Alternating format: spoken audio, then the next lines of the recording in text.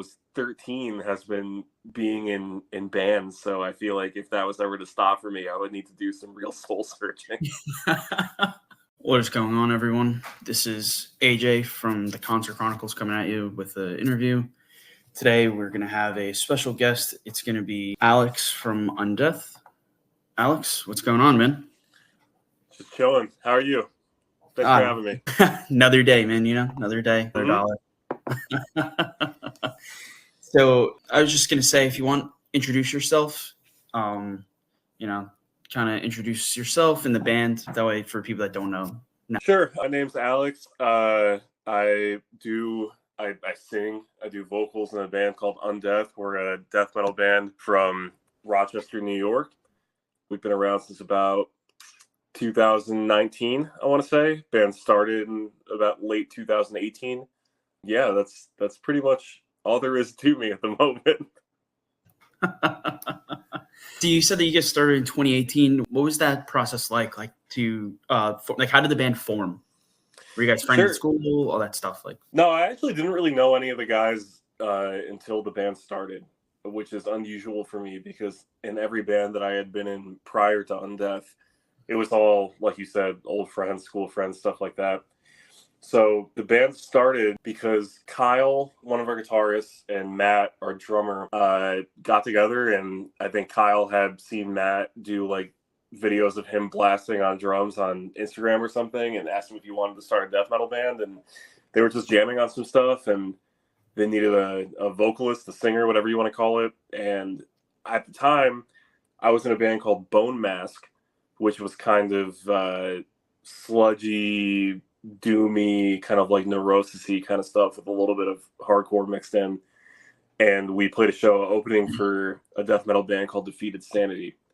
And Kyle went to that show and saw us play, and I think a week or something later, he hit me up on Facebook or something and asked me if I wanted to try out for a death metal band that he was forming, and I did. Showed up. They had most of the first demo written, and I guess I got the job, and the rest is kind of history, and that's the beginnings of the band. I'm assuming you guys do a lot of New York. Do you feel like you guys have a lot of support from local, fans and stuff like that, local? Yeah, I'd say so. I would definitely say so. I mean, we Rochester's it's not a tiny city, but it's on the smaller side. It's probably sub 200,000 people. So anybody who's involved in death metal or extreme metal or anything that's a little bit outside of the norm, you kind of band together and you stick together so you can lift each other up. So I definitely feel a lot of support and camaraderie from the other people that are involved in the Rochester metal scene. And, we're also really close to Buffalo. We're really close to Syracuse. So there's a lot of intermingling between all those scenes. So we've got a lot of friends there. But yeah, I would say there's a strong community aspect to it for sure. Now, were you born and raised in Rochester, or did you move up there as you got older? So I would say I was raised in Rochester. I wasn't born there. I was born downstate. I lived all over downstate New York near the city until I was about 13, 14, maybe even 15. I honestly can't remember, but my dad had a job in the city, so did my mom. So we lived all over. We were in Peekskill for a little bit. We were in Dobbs Ferry. We were in Scarsdale. We were in, we were all over the place. And then when I was a teenager, we moved up to Rochester, and I don't live there anymore. I actually moved back downstate the beginning of last year, but I lived in Rochester for 14, 15 years. And that's definitely where I feel like I became an adult, so to speak. Yeah. What is the death metal scene like up Rochester by Buffalo, Syracuse area? Is there a big scene for it, or is it one of those things where, you guys are kind of the standout for the scene up there? Yeah, I wouldn't say it's a big scene, but it's definitely a passionate scene. There are bands around Rochester that have been kind of kicking and doing the local thing for a long time. There's a band called Abdicate. There's a band called Order of the Dead. And there's a label, kind of a small extreme metal, primarily death metal label from Rochester called Severed that this dude Barrett runs. And they actually put out the earliest Undeath stuff on CD. So it's not like a big booming scene like you might find down in the city, but it's definitely small and passionate. It's awesome, yeah. So obviously death metal. Who in death metal, who would you say is your influences? Like someone that you kind of like look up to, where you're like, all right, like follow path that way. Yeah, I mean, it should be obvious to anybody that listens to our band for like a second that our number one influence is Cannibal Corpse. We wear that very proudly. You know, they're kind of the big Western New York death metal success story. I mean, they moved down to Florida after a while, but the band started in Buffalo, and there's a lot of pride for them up here, I should say. Yeah, Cannibal Corpse, especially the Corpse Grinder stuff later on, like Kill, Visceration, Plague, Vile, all those records. Huge influence for us. Definitely like number one influence. Besides that, you know, just a lot of the classics like Carcass, Ball Thrower, Autopsy, all the, you know, seminal early death metal bands. Morbid Angel is a huge influence on our writing. Yeah, just the tried and true old school bands are definitely like the biggest influences for us. Awesome. Yeah, death metal is one of those things that I just put on, and I'm like, all right, it's cool, and then I just keep doing what I'm doing while listening to it, you know. So Sure. It's fun. Yeah. If you could kind of run us through what it's like, the music process, the songwriting process, in like death metal. What is it like? If you could explain that. Yeah, I mean, I can't speak for other bands, but for us, it's pretty simple. You know, we've kind of had the same songwriting process for a very long time now, and that generally amounts to Kyle, who, like I said, is one of our guitarists. He's also kind of like our principal songwriter, I would say. He'll write a whole song, and he'll have lyrics for it, and he'll have the pacing and the arrangement and everything pretty much like 80 or 90% there. And then he'll take it to Matt, our drummer, and they'll work it out, just the two of them in the practice space, kind of get the whole thing down like on a draft scale. And then they'll bring it to Jared, who's our other guitarist, and Tommy, who's our bassist. And they'll kind of get the song done. And then I'm kind of the last person to come in, and then they teach the song to me. And then the song is written. And that's generally how it goes. I would say 90 to 95% of the time, that's our procedure. Occasionally, there will be a moment or a time where Jared will have a song or Tommy will have a song, and we'll kind of just do the process that way. But yeah, it's stayed that consistently for 5 years now. And it's very easy for all of us. Awesome. So it's kind of like you come in at the end just to kind of give it the final touch, but majority of the band does like moves it around. Yeah, definitely. I mean, like I play a little bit of guitar, but not nearly on the level that those guys do. And if I was going to try to contribute anything in musical ideas realm, it would just be useless. You know? So yeah, I'm like the guy in the group project who doesn't do any work, but still gets the A. Yeah, exactly. Showed up. That's my role. Yeah, I showed up. Yeah, hey, I'm here. Exactly. Yeah. The next question I would have is what is it like training your vocal cords / take like the healing process, like taking care of them, you know, to be able to go out and put out how you guys put out? It's a process for sure. I mean, I try not to get too crazy about like vocal regimens and like warm-up routines and cool down routines and stuff like that, just because I feel like once I start hyper analyzing that kind of stuff, it's very easy for me to get in my own head about what I'm doing, and then my performance starts suffering as a result. Maybe, you know, if we're still doing this 10, 15 years down the line, I might need to start taking that stuff a little bit more seriously. But as of right now, it's a process, but it's a pretty simple one. You know, when we're on the road and we're playing 6, 7, 8, 9, 10 shows in a row, I just try to make sure I'm staying as hydrated as possible throughout the day. Before we go on stage, like maybe an hour and change beforehand, I try to not talk too much, not drink or smoke too much, or just do anything that might otherwise like hinder my ability to project and perform, you know, and not be like useless on stage. And yeah, and then after the set, just continuing to be hydrated, you know, maybe drink like an expectorant, like something with honey and lemon. And that's it. And then just wash, rinse, repeat for the rest of the tour.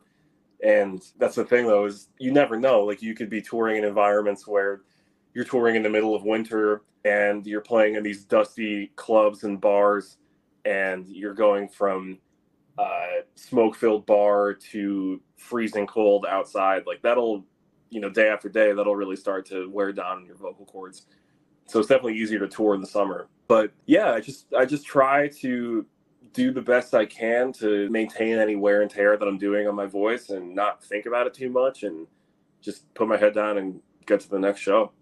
Just do it. Yeah, you gotta thug that shit out. Yeah, it is what it is. Yeah, exactly. So you're talking about going through all these different venues. Where would you say that you feel your voice thrives the most? That's a great question. Where it thrives the most, I mean, I'll say that I'll gas them up a little bit. We have a sound guy. His name is John Edwards, and he's awesome. And when he gets behind the boards of if we're on like a support tour and we're playing a room that typically we would never play, like a room that is like 1,000, 1,500 capacity theater or something like that, or club, and John's behind the boards and he's pushing my voice through like a big PA, and I can hear, like, I don't need any monitors on stage because the house volume is so loud, I can just hear it from the stage. That I feel like is where I'm most comfortable, because I don't feel the need to push myself as hard because I need to hear myself over the amps on this tiny stage, when I'm actually being fed through amplifiers that are loud and really moving air, and I can just do the base amount of effort and the performance still carries throughout this club. That makes me super confident in my performance. So yeah, I would say that. It probably helps too when you have a guy that knows what he's doing, right? A guy behind the boards that just knows how to make it that much easier on you. Yeah, he's the best. And, we don't take him for granted now, but it's kind of like a given that he's going to tour with us. But like, I remember the early tours that we did and dealing with house sound guys, and like, it just got so rough sometimes. We're sound checking until 5 minutes after doors have opened. Like, it's just, it's so bad. And then we got our own guy, and our sound check takes 15 minutes. So it's just, it makes all the difference in the world, and we appreciate him and what he does for us so much. Yeah, I've seen it going through different, venues, taking photos and stuff, and I'll get there early enough and I'll see the sound guys going. And then sometimes, like, it takes forever. Yeah, it does. I mean, we played a show in Georgia one time where, yeah, we were sound checking after doors had opened, which should never happen. We played a show in Fort Wayne, Indiana, where it was just a nightmare. Like, we had this 1.5 hour long sound check, and then we got on stage and nothing was the way it was when we checked. And we had the sound guy like crawling on his hands and knees on the front of the stage to like just ripping cables out and plugging stuff back in while we were still playing. Like, it can get so bad. Like, people just have no idea how bad it can get. I guess that just comes with like the smaller venues, right? And the smaller venues, and maybe because obviously it's not like some of these smaller venues don't have all of the high tech equipment, so they have to resort to these things, not realizing how much it negatively impacts, right? Yeah, I mean, the big ones too, though. I mean, we've played plenty of venues that should know better, to hire people that know what they're doing, and they don't. I have to say though, like, when we've been lucky enough to play like House of Blues, any of those, they just consistently hire the best people, like real just pros across the board. So that's always been great. But yeah, I mean, big clubs are small. There's every now and then you'll run into somebody who just it feels like they're doing everything they can to make sure that you don't play. So you guys have a album coming out, More Insane, October 4th, correct? Correct. I was listening through some of the album before. Actually, I got it sent to me early. If you want, take us through what went into that album. If you guys have anything special behind the scenes, things that we won't be able to see up front. Yeah, I mean, so when we got done recording our last album, which was called "It's Time to Rise from the Grave," we did that down in Philadelphia with our friend Scoops, who worked at the time. He worked out of a studio called The Headroom. And we had a great time recording it with him. And, it was a really awesome experience, but we just knew right off the bat that for the next album, for this one, More Insane, we just wanted to switch it up a little bit and maybe work with somebody who was like a little bit more of an established metal engineer who could take the songs that we were writing and really like blow them up and make them sound big and huge and in your face and bright and loud. So that was in the forefront of our minds. And then, yeah, we were thinking about Mark Lewis, who is the guy who ended up engineering the record. We met him at a show that we played in Birmingham in Alabama, and we just clicked. Like, it was just, we had known each other forever. You know, it was very serendipitous, and he totally got our like very juvenile sense of humor. He very much like just connected with us on a personal level, which is really important when you're going to be spending a month in the studio with a guy. Like, you want to make sure that you're getting along. So it was great. It was awesome meeting him. We just knew it was going to work immediately. And yeah, then we spent a month in the studio working on the record, which is longer than we've ever done anything recording wise. You know, we recorded our first album, Legions of a Different Kind, in like 3 days. And then It's Time to Rise from the Grave, I think that was like a little less than 2 weeks. And this time we spent 11 days alone just on drums, you know? So it was that kind of process. But it was awesome, you know? It was like just wake up at 8, 9 in the morning every day, sometimes earlier, get right in the control room and just start working. And then we clock out at like 5 or 6 and then chill for a little bit and go to sleep, wake up, do it again. You know, it was just like going to work every day. But it was like death metal work, you know?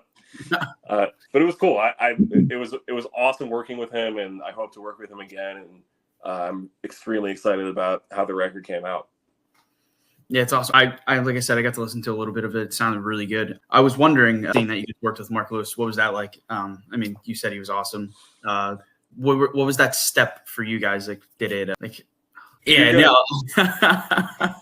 What was it like? I'll tell you. I mean, it was different in the sense that Mark is a established metal engineer. You know, he's got bona fides. He's worked with Cannibal Corpse. He's worked with Black Dahlia Murder. He's worked with all of these like relatively big name, well, not relatively big name established metal bands, which is new for us because the guy that we worked with before, Scoops, I love him. He did an awesome job with our last 2 records. He's not a metal guy. You know, he works primarily in like the indie rock kind of alternative space. So working with Scoops, it was cool. And those are great recording experiences, but it was different than working with somebody like Mark, who has been around death metal for like 30 years at this point, you know? So he knows how to get good death metal performances out of people. So working with somebody like that, who has really logged the hours and like hit the pavement in death metal, was that translated, that depth of knowledge was able to lift us out of our shells a little bit and help us like deliver the best record that we could. Yeah, I mean, I feel like it's definitely like one of those things where to see that you guys are working side by side with someone that is so established in the industry.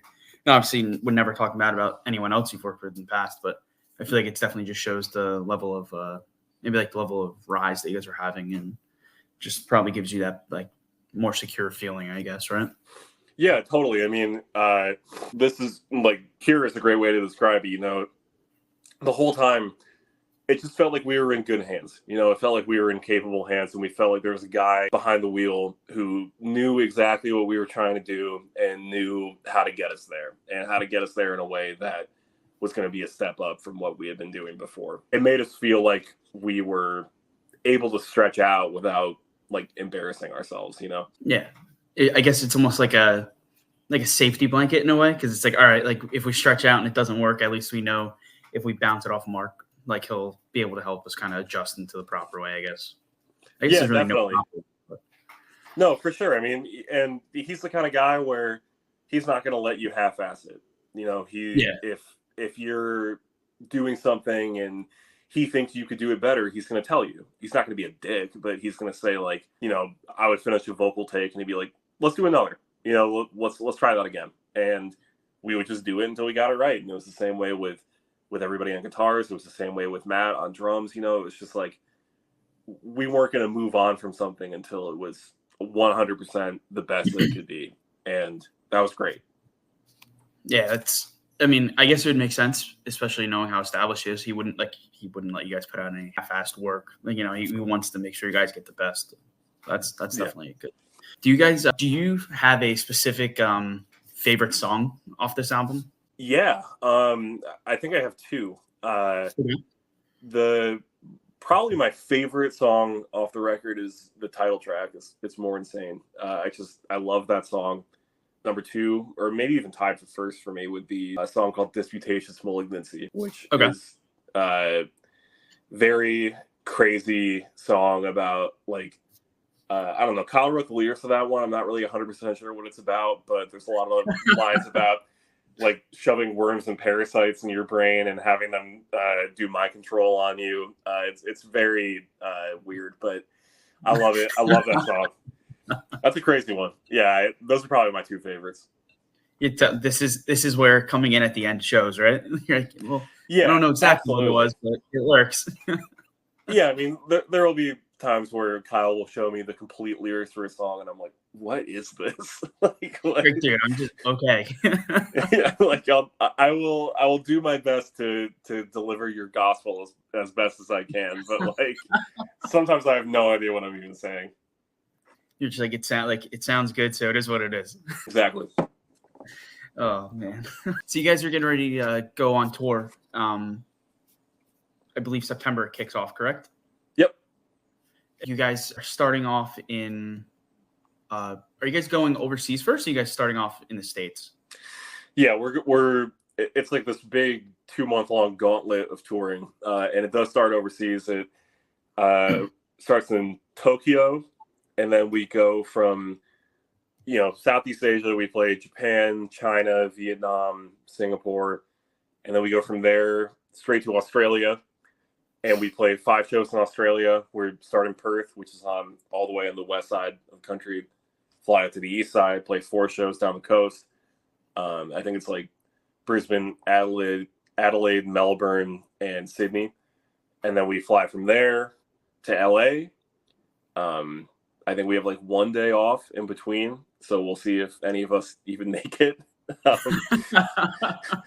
And then we theoretically, if we're all still alive, start the tour in LA, and then it's like 4 weeks, I think, just from coast to coast. Yeah, it's a long stretch of touring, but we're all extremely excited about it. Yeah, is there a spot that you're like the most excited to go to? Oh yeah, I mean, Japan is number one, I think, for just about all of us. Like, that's a place that we've been dreaming of playing since we started the band, and now it's actually happening. So I think we're all a little nervous about it, just because it's something that was like just an idea for us for a long time, and now it's kind of a reality. That I'm definitely most excited to play there. I'm excited to go back to Australia. We were there before last year with a band called Gatecreeper. We were there for a shorter amount of time. We only played 2 shows, but it's just one of the coolest places I've ever been, and I'm extremely excited to go back there. And yeah, I mean, those are probably the big ones for me. And then, touring the U.S., we've done it a bunch of times at this point. Not to say that we're like over it, but like we're definitely a little bit more. Yeah, right. Just another day at the office, but we're definitely more like used to it than we were 4 years ago. But looking forward to that too. There's tons of spots in this tour that we're playing that I love going to. Like, I love playing in Denver. I love playing in Salt Lake City. I love playing in Florida. I love playing in New York and Brooklyn. It's great. We're hitting a lot of really good spots in this tour. So I'm very, very, very excited. Yeah, I see 10/20, you guys are going to be at Meadows in Brooklyn, New York, correct? Yep. Yeah, it's that show I'm definitely going to have to come out to. Yeah, hell yeah, man. Just let me know in advance. I'm excited to come out to one of those. Do you have a all-time favorite US spot? Like, if you had to think, what would you say is your favorite venue or state to play in? That's a good question. I mean, there's a lot. There's specific parts of the country that I feel like always just go crazier than others. Like the Southwest, like Arizona, New Mexico, those shows are always good there. And we're playing Mesa, Arizona on this tour. That'll be a great show. Like, I can pretty much guarantee that. New York is always great. Like, love playing in Brooklyn. Playing in the city is always a great time. Definitely feel a little bit of that like home state love there, which is nice. And yeah, like playing at home too, just playing shows in Rochester. It's not really something that we get to do that often these days because we're either like always touring or we're taking time off from playing shows because we're exhausted. So like any opportunity that we get to play a show close to home like that is great. And the last time we did it was in 2022. So it's been a couple years, and I'm very excited for that show. It's going to be at Photo City, right? Have you? Correct. Do you have any good childhood memories, like in like Photo City? Any bands you saw there that really stood out? Not childhood at Photo City, but because it's a relatively newer venue. Okay. But my old bands did play there a handful of times, like 6-7 years ago. But there's a venue in Rochester called the Bug Jar, which is just like a tiny, I think it's like 150 capacity dive bar with a stage in the back. And it's an institution. It's kind of like hallowed ground in the Rochester music scene.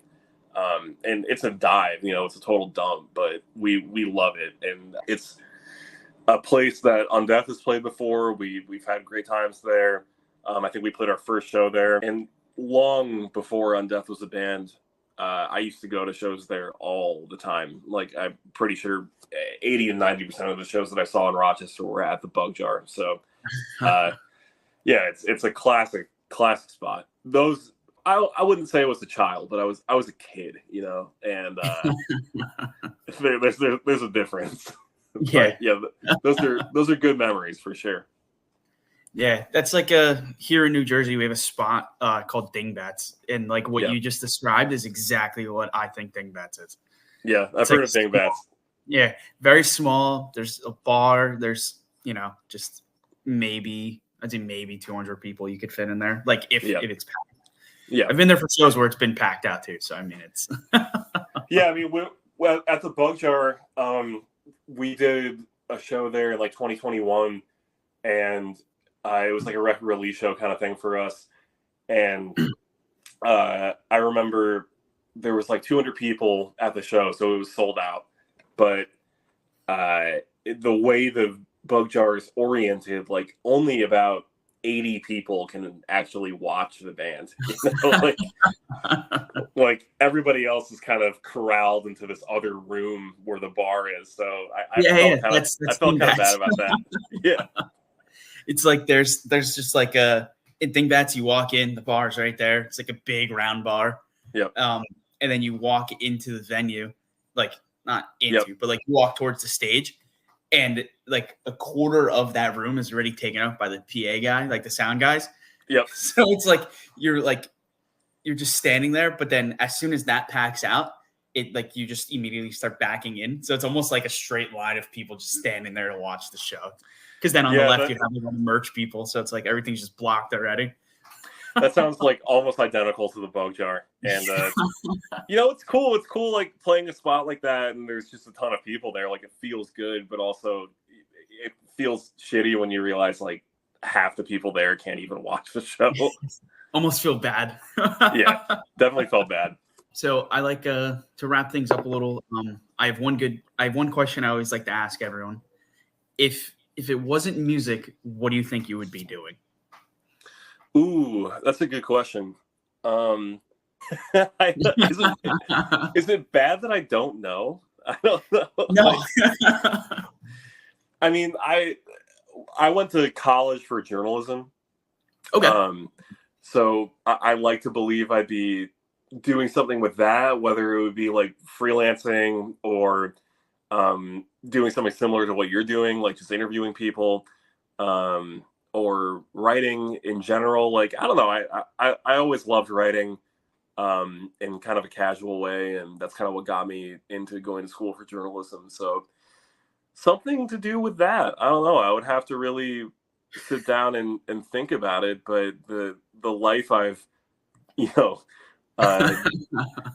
carved out for myself since I was 13 has been being in bands. So I feel like if that was ever to stop for me, I would need to do some real soul searching. Yeah, I mean, this is definitely even me getting in here, finally starting to interview bands and stuff. It took a long time, and it's cool. I'm here for the ride as long as it lasts. You know what I'm saying? Yeah, 100%. But yeah, so is there anything that we should know about the album, tours, anything the fans should look out for? Just all the stuff we've covered, man. I mean, like the record comes out on October 4th. Go listen to that, check it out wherever you hear music. Got another single dropping in like a week. Tour starts on September 7th in Tokyo and goes all the way until October 27th in Rochester. So if you're anywhere from Tokyo to Western New York, just be on the lookout, because there's a probability that we'll be playing at a small club in your city or town. But yeah, and just come see us on the road, say what's up, don't be a stranger. Awesome. And where can everyone find you guys on social media? Or on Instagram. I mean, if you just type in Undeath, you'll find us, but it's Undeath NY, I think it's the actual handle. Twitter, I'm pretty sure we're Undeath NY there as well. All of our music's on Spotify, Apple Music, Tidal, YouTube Music, all that stuff. Just come say what's up. Awesome. Well, Alex, it was a pleasure talking to you. Hope we catch up soon. Likewise, dude. Thank you very much. Awesome. Thank you. Cool. Take it easy.